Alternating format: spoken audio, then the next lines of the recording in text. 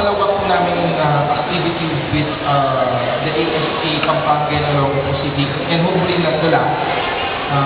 Patuloy pa rin po kami magbibigay ng ganitong mga workshop kahit na po sa maliit na venue para lang po maunawaan ng nakakarami yung pinagdadaanan din ng pamilya at yung pong tamang pagtrato ay may bigay po sa inyo.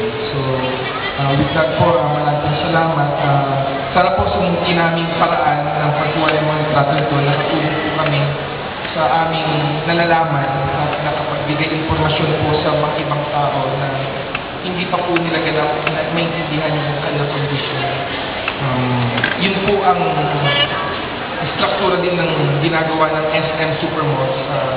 Sila po ay malaking part po ng pagtulong po sa PWD, Autism Down Syndrome at iba po kung may kapagsanan. So, kung wala po sila, wala po rin ito.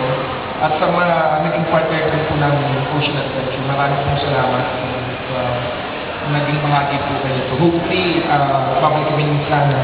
Walang kwarto, may bahay naman ito. Pwede kayo pumasok. So, with that po, maraming salamat sa lahat. Thank you so much, Sir Roy. That's very inspiring. At ito po yun, SM City Pampanga is always open sa mga ganito pong mga activities, mga exhibits na talagang it has a purpose. So, without further ado, we would like to officially really open our exhibit.